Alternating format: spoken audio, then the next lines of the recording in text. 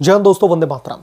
Supreme court ने आज एक ऐसा फैसला सुनाया है जो न सिर्फ ट्रिब्यूनल्स की संरचना को हिलाकर के रख देगा, बल्कि केंद्र सरकार की न्यायिक सुधारों की महत्वाकांक्षाओं पर भी सवालिया निशान लगा देगा। Chief justice of India B R. Gavai की अगुवाई वाली बेंच ने दोस्तों ट्रिब्यूनल रिफॉर्म्स एक्ट 2021 की कई प्रमुख धाराओं को सीधे तौर पर असंवैधानिक करार देते हुए उसको रद्द कर दिया है और कोर्ट ने इसे विधायी ओवर रूलिंग का उदाहरण बताते हुए कहा कि केंद्र ने पहले ही रद्द की गई प्रावधानों को मामूली बदलाव के साथ में दोबारा से लागू करने की कोशिश की है, जो न्यायिक स्वतंत्रता और पृथक्करण के सिद्धांतों का सीधे तौर पर उल्लंघन है।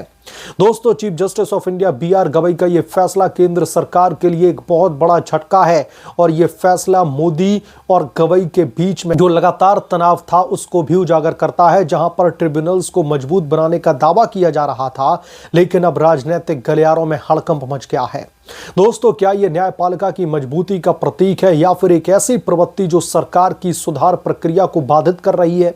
आइए इस फैसले की गहराई में उतरते हैं, जहां पर chief justice of India B R. Gavai की भूमिका अब सवालों के घेरे में है। क्या वो वाकई में निष्पक्ष न्याय कर रहे हैं या फिर पूर्वाग्रहों से प्रेरित हैं? सुप्रीम कोर्ट की 2 जजों वाली bench chief justice of India B R. Gavai और जस्टिस के विनोद चंद्रन ने 2-1 के बहुमत से यह फैसला सुनाया है, जिसमें जस्टिस चंद्रन ने असहमति जताई। कोर्ट ने एक्ट की उन धाराओं को रद्द कर दिया जो ट्रिब्यूनल सदस्यों की नियुक्ति, कार्यकाल और सेवा शर्तों से जुड़ी हुई थी। मुख्य दलीलें इस प्रकार हैं, जो मैं आपको एक एक करके बताऊंगा। विधायी ओवर रूलिंग का आरोप था कि कोर्ट ने स्पष्ट कहा है कि एक्ट पहले रद्द की गई प्रावधानों को हल्का संशोधित जो है संस्करण मात्र है। साल 2021 के पहले ट्रिब्यूनल एक्ट में कोर्ट ने सदस्यों के 4 साल के कार्यकाल को असंवैधानिक ठहराया था, लेकिन दोस्तों नया एक्ट उसी को दोहराता है। यह chief justice of India B R. Gavai कह रहे हैं। सीजेआई गवई ने टिप्पणी की कि सभी रद्द की गई धाराओं को मामूली बदलाव के साथ में दोबारा से लागू किया गया।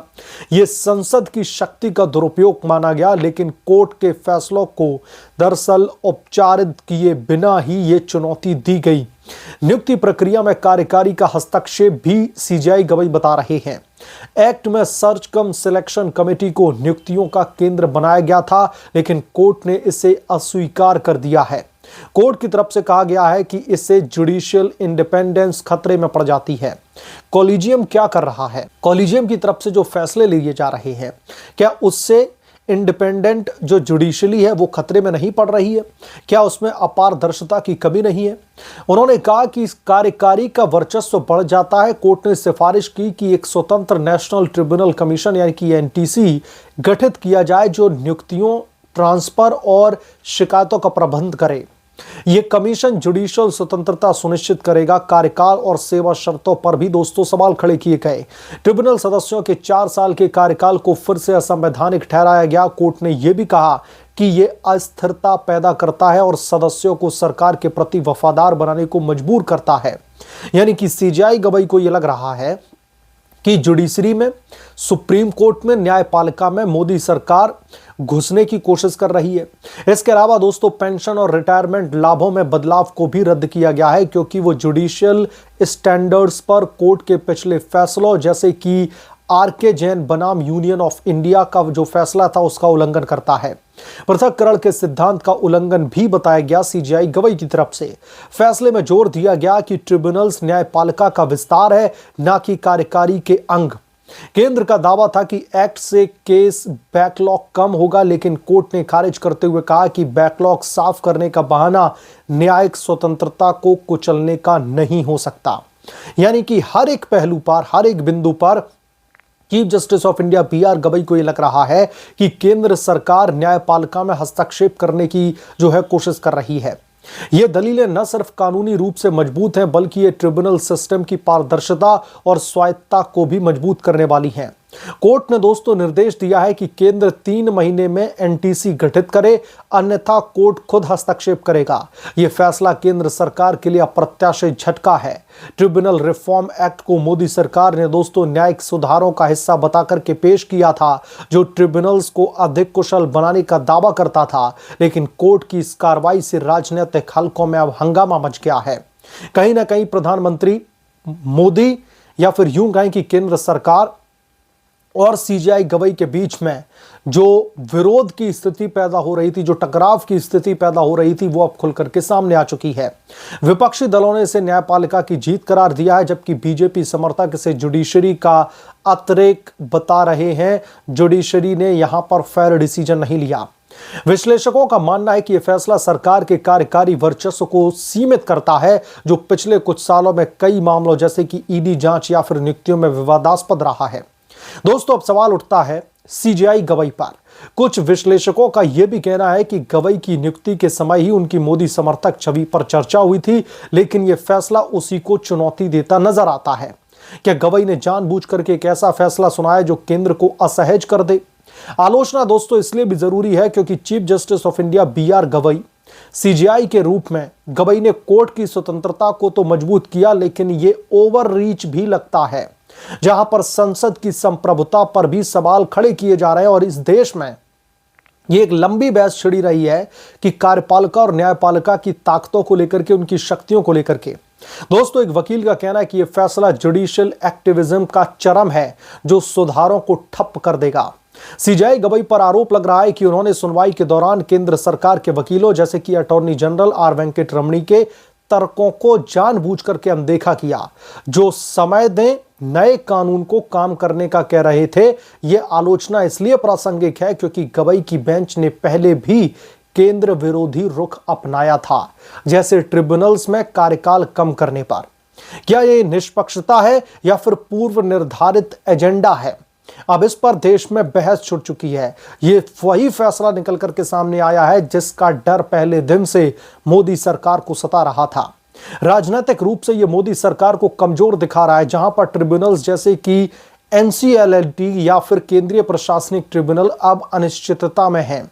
Chief justice of India BR Gavai पर खुली आलोचना हो रही है। समर्थकों का कहना है कि उनका फैसला संविधान की रक्षा करता है, लेकिन आलोचक इसे मोदी विरोधी मानसिकता का प्रमाण मान रहे हैं, क्योंकि जब से chief justice of India BR Gavai ने जस्टिस सूर्यकांत का नाम सुझाया था, और उससे पहले चाहे फिर उन्होंने योगी आदित्यनाथ पर टिप्पणी की हो, प्रधानमंत्री मोदी पर टिप्पणी की हो, हिंदू सेंटिमेंट्स को लेकर के टिप्पणी की हो, लगातार वो विवादों में बने हुए थे।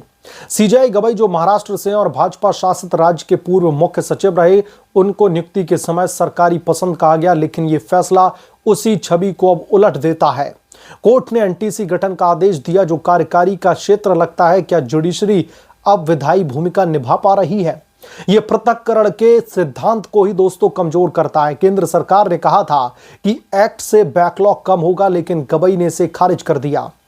अब सीजेआई गवई की जमकर आलोचना की जा रही है कि क्या कोर्ट सुधारों को बाधित कर रही है, जबकि लाखों केस लंबित पड़े हुए हैं। सुनवाई के दौरान केंद्र सरकार की याचिका को बड़ी बेंच में स्थानांतरित यानी कि ट्रांसफर करने की कोशिश को गवई ने बेंच ओ अवॉइडेंस जो है कहा था कि जानबूझकर के केंद्र सरकार सीजेआई गवई की बेंच के सामने इस फैसले की सुनवाई नहीं चाहती। यह पूर्वाग्रह दर्शा रहा था, जहां पर सरकार को अनुचित ठहराया गया। कुल मिलाकर के गवई का यह फैसला उनकी छवि को मोदी विरोध रंग दे रहा है, जो न्यायपालिका की निष्पक्षता पर सवाल खड़े करता है। क्या यह संयोग है या फिर रणनीति, यह तो समय बताएगा, लेकिन फिलहाल यह राजनीतिक तापमान बढ़ा रहा है। यह विवाद दोस्तों नया नहीं है। साल 2014 से मोदी सरकार ट्रिब्यूनल्स को दरअसल रैशनलाइज करने पर जोर दे रही है, ताकि ओवरलैपिंग कम हो और दक्षता बढ़े। साल 2021 का एक्ट फिल्म सर्टिफिकेशन अपीलेट जो ट्रिब्यूनल है, उसके जैसे कई जो थे उनको खत्म कर दिया गया था, लेकिन नियुक्ति प्रक्रिया में बदलाव पर सवाल खड़े किए गए। सुप्रीम कोर्ट ने पहले भी साल 2019 के फाइनेंशियल ट्रिब्यूनल एक्ट की धाराओं को रद्द किया था। साल 2021 एक्ट को भी चैलेंज किया गया और नवंबर 2025 में सुनवाई हुई थी। अटॉर्नी जनरल ने बचाव किया था कि यह दोष दरअसल सुधारपूर्ण है, लेकिन कोर्ट ने इसे अब अस्वीकार कर दिया है। अब NTC गठन से ट्रिब्यूनल सिस्टम नया मोड़ लेकर के आएगा, लेकिन क्या यह सुधारों को तेज करेगा या फिर जटिल बनाएगा? दोस्तों, यह मामला न सिर्फ कानूनी बल्कि लोकतंत्र की बुनियाद पर भी बहस छिड़ने का काम कर रहा है। सीजेआई गवई की भूमिका को लेकर के, सीजेआई गवई के कोर्ट में रवैये को लेकर के पहले से कई सारे सवाल खड़े किए जा रहे थे। पहले से ये जो है बहस का मुद्दा बना हुआ था कि chief justice of India BR Gavai क्या किसी पूर्वाग्रह से प्रेरित है? क्या वो वाकई में निष्पक्ष रह करके कोई भी फैसला देने की स्थिति में है? बहुत सारे ऐसे सवालिया निशान खड़े किए गए थे, लेकिन दोस्तों अब chief justice of India B R. Gavai की बेंच ने इस आदेश को पारित करके अब राजनीतिक हलकों में एक नई बहस छेड़ दी है, जहां पर लोग उनकी अब तीखी आलोचना कर रहे हैं। बहरहाल इस पूरे के पूरे मामले को लेकर के आपकी क्या राय, आप क्या सोचते हैं, कमेंट करके जरूर बताएं।